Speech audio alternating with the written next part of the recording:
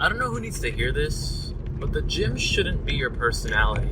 As someone who's been going to the gym for almost 12 years now, I just wanted to let it be known that the gym shouldn't be the only thing that you do. It should definitely be something that complements an already established or otherwise well-rounded life. There's been a huge increase in teenagers, or there's been a huge increase in people using social media to flaunt their aesthetic physique, and people not feeling good enough because of constant comparison to what they see online. Back in the day, that used to be just for Hollywood actors that had that kind of body or physique. Now it's just like your average Joe from the 5th grade. Looks like they're ready to compete in a bodybuilding competition, but they work at Best Buy or something. They have no business being that aesthetic, but they are. And more props to them, honestly. Taking care of their body takes a lot of discipline. And I'm not making this video to discourage people to not go to the gym or, coddle people in being couch potatoes. No, that's not what I'm saying at all. What I am saying, though, is that if you don't have anything else going on in your life, and the gym is the only thing that you have to talk about, and you're barely scraping by, I think that's a big problem. It's more of an issue of priorities not being met. Health and fitness is very important in everyone's life, and I understand that. I, for one, am not going to stop going to the gym in the foreseeable future. Let me tell you a story.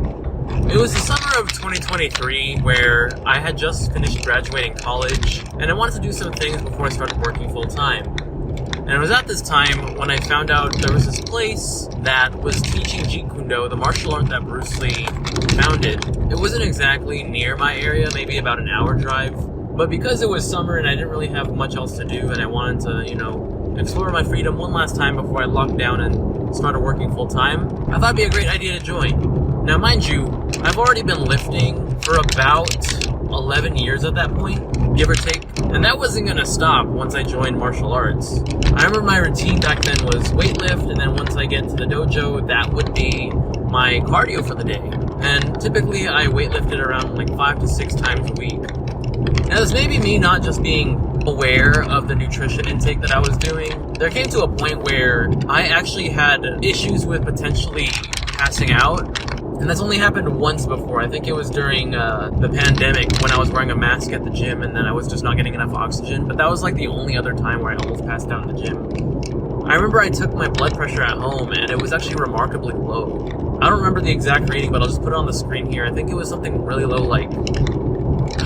I really can't remember. And essentially, I was sweating out all my electrolytes and I was not eating enough salt. Now, mind you, my family has had a history of diabetes and high blood pressure, so hearing that for the first time and letting my family know, it was kind of a shock. It's not something that never happens, but it is such a rare occurrence, especially in my family, that we're like, wow, that's kind of interesting. But case in point, it was fun for the first month or two, or maybe even 3 months of not working and pursuing the things that I love. But after a while, especially on a post-college budget without working anything at all, my cash reserve was sinking. And honestly, I felt pretty lame that the only thing I was doing was just fitness and waking up late. It felt kind of unfulfilling. And while tackling more stuff in life is going to make going to the gym harder, especially you have more responsibilities now at work, but not only that, if you have a family, that's even harder. But I think this comes into a general sense where if you tie your personality to one thing, like one specific thing, it's not exactly the most safest thing to do. Have you ever heard the saying, don't ever put your eggs in one basket? Usually when people say that, they might be referring to money, like always have different streams of income or this, that, and the third.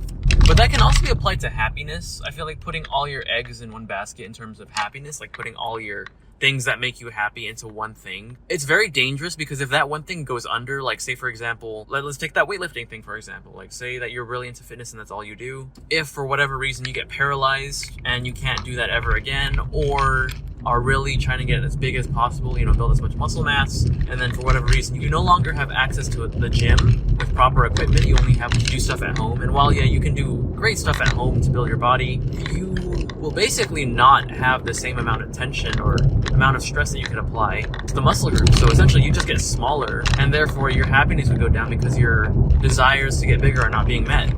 I think it's really important to really have healthy goals in other parts of your life besides just fitness. And I know this changes a bit when fitness is your career. Like if you're a coach or something, an online coach and fitness trainer, personal trainer, then career and fitness basically go hand in hand. But I'm telling you, there's dozens and thousands of people out there who just work at McDonald's or IKEA that are built like bodybuilding people that don't even compete. They have no intention of competing. They just want to look swole and ripped. And yes, that's great, but it also comes with a huge sacrifice, whether it be your social life, damaging relationships because you argue of where to eat out all the time, bringing Tupperwares to wherever you go, having no flexibility with your diet, or going to parties and having to not eat anything there while you smell everything that smells so good.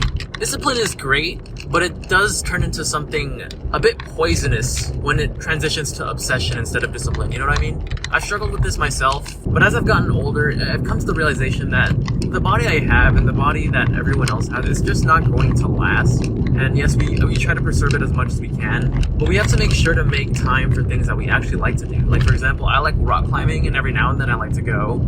It's not going to make you this huge bodybuilder type of person, which was my goal at the beginning. I wanted to look like The Rock. I wanted to look like Thor. It's definitely heavily influenced by the superhero stuff I used to watch as a kid, and I still watch today. Now that I'm working full-time and I'm in a fulfilling relationship, I'm not as strict as I once was in the gym, and I think that's okay.